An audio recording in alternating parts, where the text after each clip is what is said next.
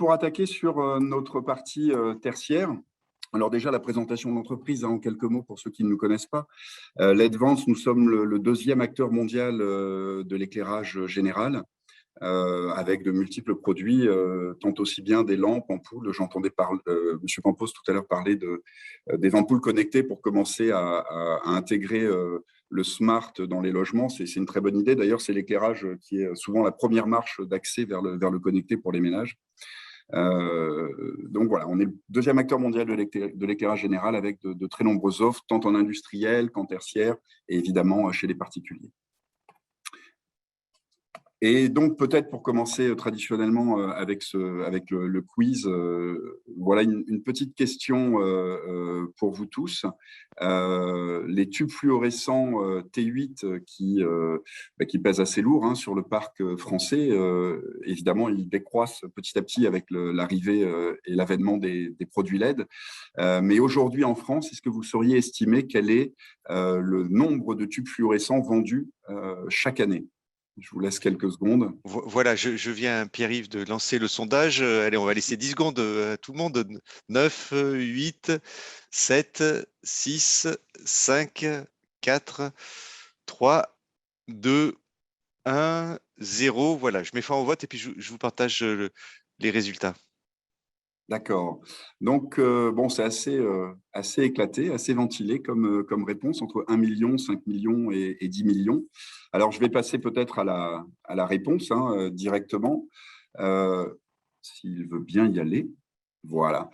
On est encore à 10 millions de tubes fluorescents mis sur le marché en France chaque année actuellement. Alors, c'est en baisse, je le disais tout à l'heure, c'est en baisse même assez spectaculaire, puisqu'il y a 10 ans, on était à 22 millions de tubes T8 fluo mis sur le marché en France. Mais malgré cette baisse, les tubes fluo T8 restent la lampe, la source lumineuse, la plus mise sur le marché en volume en France aujourd'hui, devant toutes les autres sources lumineuses. Et on estime le parc installé en T8 fluo aux alentours de 20% encore aujourd'hui dans le tertiaire. Alors, je ne sais pas si vous êtes dans votre bureau, mais si vous levez la tête, vous verrez au-dessus de vous si vous êtes déjà équipé en LED ou en T5 peut-être, qui est une technologie, un tube fluorescent aussi, mais d'un diamètre plus réduit et qui est plus efficace que le T8. Mais une grosse partie du parc est encore installée en T8. Et alors, vous allez voir pourquoi est-ce qu'on a commencé la conférence avec ce sujet, mais peut-être d'abord un petit slide concernant la réglementation européenne. Vous le savez, on est soumis, tous les acteurs d'ailleurs de l'électricité en France, en Europe, sont soumis à la directive cadre que l'on appelle Ecodesign. Et cette directive se décline par règlement sectoriel selon les différents secteurs. Donc, il y a des décrets pour les réfrigérateurs, des décrets pour les fours, etc. Et on a des décrets, évidemment, des règlements, décidément. On a des règlements européens également qui vont viser spécifiquement l'éclairage. Ces règlements s'appliquent de fait dans les pays. Il n'y a pas de transposition en droit national. On est tous soumis à ces règlements et tous les États membres doivent y répondre. L'objectif de ces règlements et de cette directive cadre éco-design est d'arriver, vous le voyez sur ce slide, à réaliser 260 TWh d'économie d'énergie annuelle à partir de 2030. 260 TWh, je pense que vous voyez à peu près ce que ça représente. Pour donner un ordre d'idée, la production française annuelle est de l'ordre de 540, 550 TWh aujourd'hui. Notre consommation est de 450 TWh à peu près en France. On en produit 550. Et ces règlements visent à économiser donc la moitié de la production française, grosso modo, par an à partir de 2030. C'est l'équivalent de 100 millions de tonnes de CO2. Si on veut le ramener à une petite image, c'est 23 millions de tours de terre pour une voiture assez récente, aux alentours de 120 grammes de CO2 par kilomètre. Et dans ces 260 TWh, la Commission européenne a fixé pour le secteur éclairage uniquement 42 TWh d'économie. Donc notre part dans la directive cadre éco-design, notre part en tant qu'éclairagiste, c'est 42 TWh. Et cette directive 4 se décline donc en deux règlements éclairage, celui qu'on appelle la SLR, pour Single Lighting Regulation et ELR pour Energy Labeling Regulation. Vous avez à droite l'ELR, on ne va pas trop en parler, mais pour votre information, juste sachez que l'étiquette énergétique des sources lumineuses change en ce moment même. En fait, depuis le 1er septembre, tous les produits mis sur le marché doivent répondre à cette nouvelle étiquette à droite. Vous voyez qui va de A à G. Et l'ancienne étiquette qui allait de A++ à E va disparaître progressivement des rayons jusqu'en mars 2023 à peu près. En mars 2023, on ne pourra plus vendre de produits avec l'ancienne étiquette. Ce qui va nous intéresser un peu plus là dans le lien avec les tubes fluorescents T8 que je faisais tout à l'heure, c'est la partie gauche de ce slide. C'est le règlement SLR, donc Single Lighting Regulation, de son petit nom, règlement 2019-2020, qui lui va imposer des critères d'efficacité énergétique pour les produits. Il va également imposer certains critères de qualité, de flickering, etc. Également des obligations d'information pour le consommateur, mais sa vraie contribution aux économies d'énergie et aux objectifs d'économie d'énergie, c'est d'éliminer par étapes les produits les plus énergivores, de leur interdire l'accès au marché européen. C'est par exemple l'ancêtre de la SLR qui a éliminé les lampes à incandescence entre 2009 et 2012 en Europe, vous vous en souvenez sûrement. Donc aujourd'hui, la nouvelle version de ce règlement, donc la SLR, a interdit déjà, vous le voyez, la mise sur le marché en septembre 2021 de nombreuses sources, et notamment quasiment toutes les halogènes qui étaient encore autorisées. Et surtout, il va interdire au 1er septembre 2023 la mise sur le marché des T8 fluorescents. Je voudrais juste revenir une seconde sur ce slide. Les T8 fluorescents qui aujourd'hui représentent la plus grosse part de marché en volume des sources en France et 20% du parc installé. En 2023, 20% du parc installé dans les bâtiments tertiaires n'auront plus de sources, ne pourront plus être équipés de sources fluorescentes. Alors, il y a des solutions quand même, évidemment. Mais néanmoins, ça, c'est juste ces quelques slides pour vous montrer un peu l'urgence qu'il y a à agir et surtout à ne pas attendre 2023. Parce qu'en 2023, on s'attend quand même à un certain rush. Alors, de notre côté, en tant que fabricant, le rush, il va être au niveau de la production, au niveau des usines. Alors, on connaît déjà aujourd'hui un stress au niveau des matières premières. On risque d'en avoir un autre si celui-ci est terminé d'ici là, et je l'espère évidemment, en 2023. Donc, on va avoir un rush au niveau de la production. On va avoir un goulot d'étranglement au niveau des transports également. On s'attend quand même à quelque chose d'assez violent sur le marché. Et si on ne sait pas tous préparer toute la filière des fabricants aux utilisateurs même, à ce changement, et si on ne commence pas à anticiper un peu plus vite ce changement, ça peut être un peu compliqué en 2023. Sans compter que vous savez qu'il existe le plan France Relance qui attribue un budget de 7 milliards d'euros pour la rénovation énergétique des bâtiments sur 2021 et 2022, sur 2 ans. Donc, c'est aussi l'occasion de profiter de ce plan, si on y est éligible, pour faire de la rénovation. Et je rappelle juste ici sur la droite de l'écran cette citation, cette phrase de Philippe Pelletier, qui était le président du plan bâtiment durable, qui rappelle en 2 mots que la modernisation de l'éclairage dans un bâtiment est la solution la plus rentable à court terme et la plus facile à mettre en œuvre dans le cadre des économies d'énergie. Et alors, pourquoi est-ce qu'il faut quand même se préoccuper un peu d'éclairage? Alors, au-delà du fait que c'est le seul usage finalement le seul usage de l'électricité qui est visible, l'éclairage, on voit bien l'éclairage tous, on y est tous sensibilisés d'ailleurs, alors ça va dépendre des générations, mais en tout cas ma génération, on a été assez sensibilisés par nos grands-parents qui supportaient pas qu'on laisse allumer une lumière dans une pièce. La phrase de ma mère, c'était c'est pas Versailles ici, etc. Donc on est assez sensibilisé à l'éclairage. C'est historique d'ailleurs et culturel. Ça datait de la guerre. Pendant la guerre, il fallait surtout faire attention à pas allumer les lumières à cause des bombardements. Donc il y a vraiment eu de la psychose autour de l'éclairage à ce niveau-là. Et c'est pour ça d'ailleurs que ce réflexe, c'est pas Versailles ici, etc. Ça disparaît peut-être avec les générations actuelles. Mais mine de rien, le vrai souci de l'éclairage, c'est pas tant la technologie, c'est pas tant d'installer des LED. Évidemment, mettre de la LED, c'est mieux qu'utiliser une bougie en termes d'efficacité et d'émission de CO2, il n'y a pas photo. Mais un éclairage LED super performant, super moderne, qui resterait allumé 24/24, ça a peu d'intérêt finalement non plus. Ce qui est important quand on fait une installation d'éclairage, ça va être de la gérer et de s'assurer qu'on utilise l'éclairage au bon endroit et au bon moment. Et le bon endroit, le bon moment, ça va dépendre de la présence et de l'occupation d'une pièce par des personnes. Évidemment, une pièce vide, si on l'éclaire, ça n'a pas de sens, même si c'est avec de la LED. Le bon moment, ça va être quand il fait nuit, par exemple, ou qu'il n'y a pas assez de lumière naturelle dans une pièce ou pas de fenêtre, qu'on est dans une pièce aveugle. Aujourd'hui, on a seulement 10% des espaces de travail qui sont équipés de systèmes de gestion avec de la détection de présence. Et seulement 8% qui utilisent la gradation automatique de l'éclairage en fonction de l'apport de lumière naturelle. Vous le savez, je pense, moi là, je suis dans une pièce assez lumineuse avec beaucoup de fenêtres. L'éclairage est éteint, j'ai assez de lumière sur mon bureau actuellement. Par contre, si un nuage passe devant le soleil et que toute la pièce s'assombrit d'un coup, l'éclairage va démarrer pour m'assurer un apport de 500 lux sur mon plan de travail.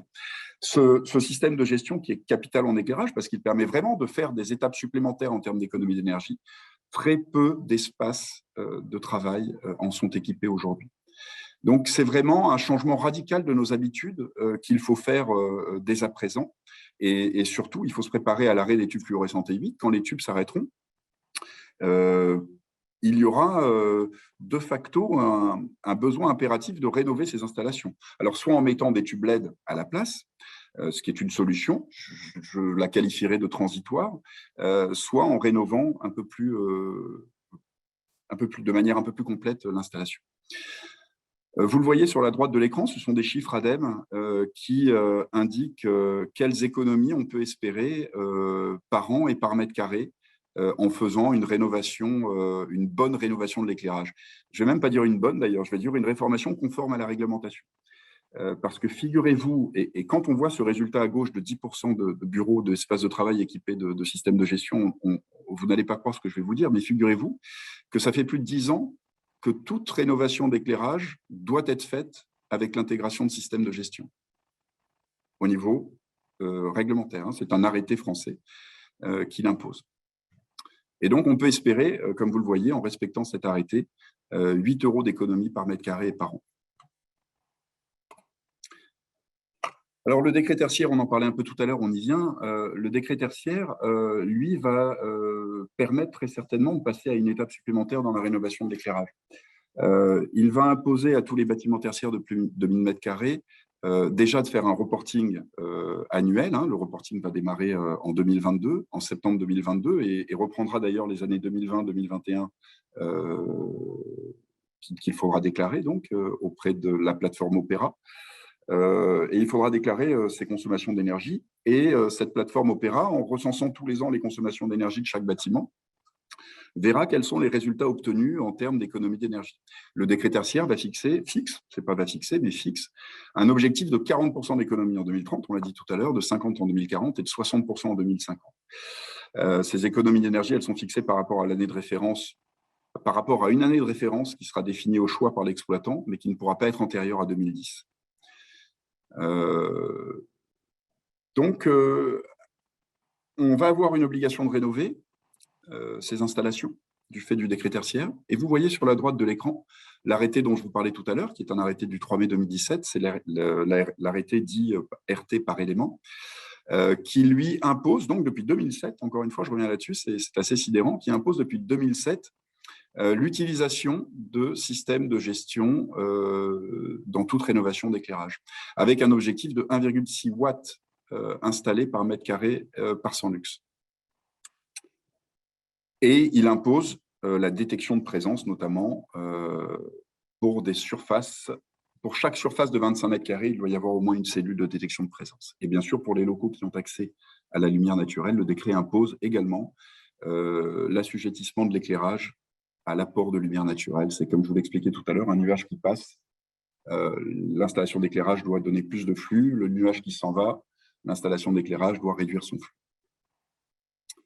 La phrase à retenir, c'est que toute rénovation en éclairage aujourd'hui doit impérativement être faite, être réalisée en y associant de la gestion. Alors, on a des solutions pour répondre à ces obligations. Là, je vous présente un produit qu'on connaît bien. Nous, on le diffuse sur le marché depuis maintenant 5 ou 6 ans. On a équipé principalement des parkings d'ailleurs avec ça. C'est un tube connecté. L'avantage de ce produit, c'est que sans avoir une installation très lourde à réaliser, on peut asservir des tubes. Donc en l'occurrence des tubes LED, des tubes LED T8, on peut les asservir à une cellule de détection qui ne va déclencher l'allumage des tubes qu'en cas de détection de présence, évidemment, et s'il n'y a pas assez de lumière naturelle dans la pièce. L'avantage de ces produits, c'est qu'ils sont en Zigbee, c'est-à-dire qu'en termes d'installation, c'est très aisé à faire. On peut même garder les luminaires existants. Alors, quand on est éclairagiste, ça fait un peu mal de dire ça, c'est dommage, mais en tout cas, pour ceux qui n'ont pas le budget ou qui veulent passer à un système intelligent à LED, c'est une première étape très facile pour le faire. L'autre intérêt d'avoir ce type de source, et c'est souvent celle que nos clients, c'est souvent l'intérêt que nos clients y voient, c'est qu'ils gardent la main sur la maintenance, c'est-à-dire qu'ils gardent la possibilité facilement de remplacer un tube défectueux. Contrairement à un luminaire LED intégré qui va peut-être appeler une maintenance un peu plus complexe. Le système est paramétré d'usine de manière basique, donc on peut l'installer et puis ne rien faire. Il y a juste un appairage à faire qui est très facile entre les tubes et les cellules. Mais on peut également affiner les réglages en fonction du lieu et des besoins grâce à une télécommande, ce qui évite de prendre une échelle pour aller régler sur la cellule le système. Donc voilà, quelque chose de très basique et facile à mettre en œuvre, peu coûteux et qui permet un retour sur investissement très rapide. Mais comme je vous le disais, c'est une solution pour moi transitoire. Elle n'est pas idéale en termes d'éclairagisme. Elle permet juste, transitoirement en tout cas, voilà, de passer le cap de la LED et de la gestion. D'autres systèmes existent et là vont permettre de passer à une étape supérieure. Là, je vous parle de notre système Vivares. Il en existe d'autres sur le marché, mais notre système Vivares va permettre, lui, également sans fil. Comme on parle de rénovation, c'est toujours plus facile d'éviter d'avoir à repercer des murs, à retirer des câbles, à remettre des chemins de câbles, etc. Donc, notre système Vivares va permettre en Zigbee, là aussi, donc en communication sans fil, d'avoir une nouvelle installation d'éclairage avec cette fois des luminaires intégrés à LED qui vont permettre d'être gérés automatiquement en fonction de l'apport de lumière naturelle et de la présence dans les bureaux. L'intérêt de ce type… Alors, je vous montre là rapidement, ça c'est nos bureaux que vous voyez à droite, là, c'est nos bureaux à Molsheim, c'est notre siège en Alsace.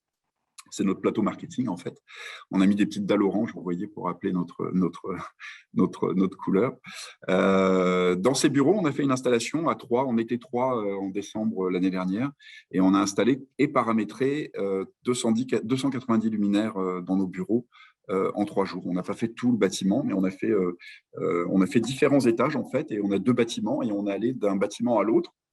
Et grâce au réseau mesh, finalement, les luminaires sont interconnectés entre eux et répètent le signal. Et avec un contrôleur, on pilote tout ça très facilement. L'installation a été très facile. On a remplacé les panels existants par nos panels Vivares. Chaque panel a un petit QR code qu'il suffit de scanner avec son smartphone via le portail Vivares.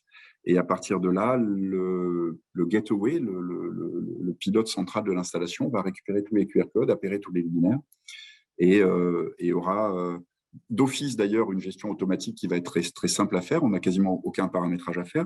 Mais si on souhaite modifier un peu les paramètres, les adapter, on peut le faire aussi très simplement et de manière intuitive avec l'application.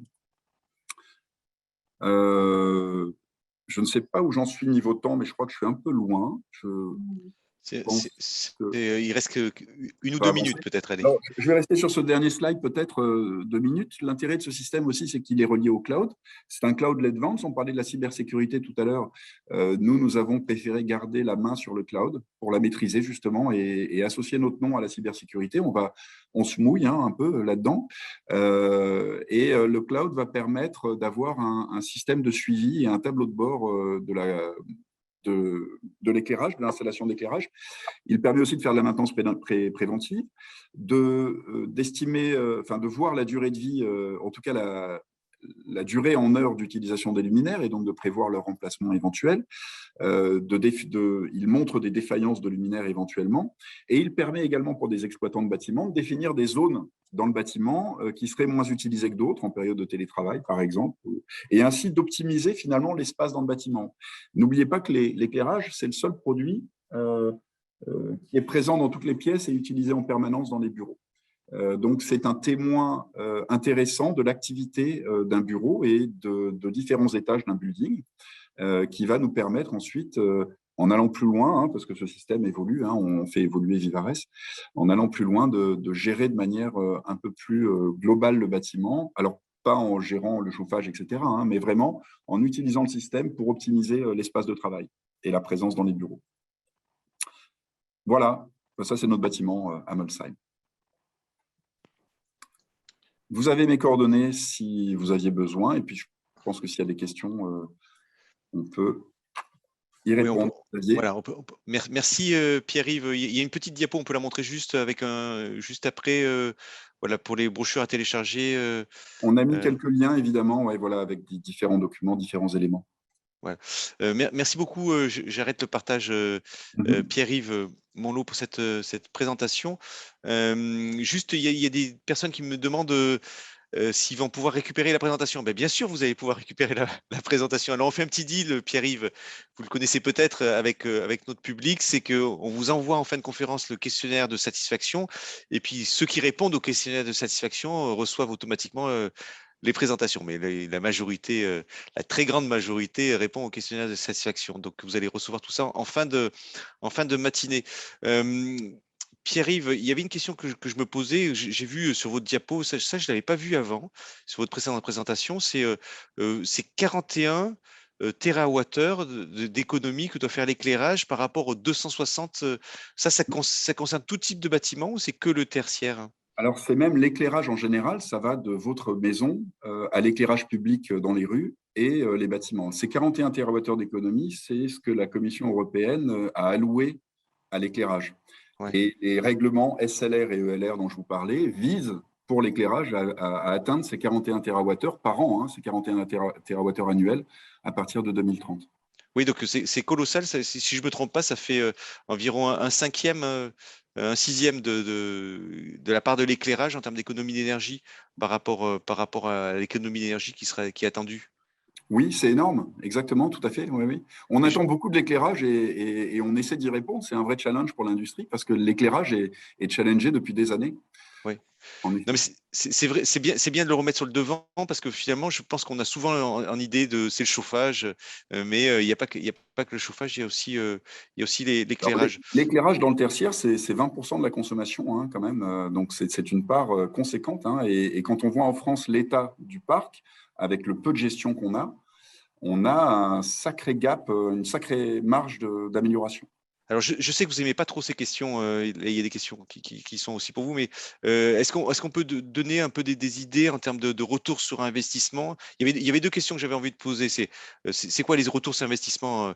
Est-ce que c'est ce qu'on dit, le jargon un peu anglais, c'est du quick win, c'est-à-dire j'investis puis j'ai un retour sur investissement assez rapide. Et puis, est-ce que derrière, il y a des éléments de maintenance à prévoir? Alors, en termes de retour sur investissement, c'est très rapide sur la moyenne européenne. En Allemagne, par exemple, où le coût du kilowattheure est assez élevé, c'est très rapide. Et en France, ça l'est un peu moins. C'est peut-être le pays où ça l'est le moins, d'ailleurs, le moins rapide en Europe, du fait principalement du coût de l'électricité et de l'avantage que l'on a en France d'avoir une électricité si peu chère par rapport à nos voisins. Néanmoins, on a des retours sur investissement. Par exemple, les tubes connectés dont je vous parlais, on a des retours sur investissement en 15-16 mois sur des parkings. Et là, on a un retour d'expérience assez grand là-dessus pour pouvoir le dire. Sur des installations Vivares, ça va être un peu plus long, par exemple, dans le building, dans le bâtiment, parce que là, on est sur des produits qui vont être un peu plus coûteux. La mise en œuvre va être simple, donc on va gagner sur l'installation. Mais le retour sur investissement va être peut-être au-delà des 2 ans en France avec ce type d'installation. Oui, donc ça reste dépend quand même. D'où on part aussi. Si on part d'une installation T8 ferromagnétique sans gestion, là, le retour sur investissement va être très rapide, parce qu'en faisant de la gestion, on peut atteindre 80-85% d'économie d'énergie, comparé à une installation vieillissante T8 sur ferromagnétique. Oui. Donc là, ça va être très rapide. Ouais.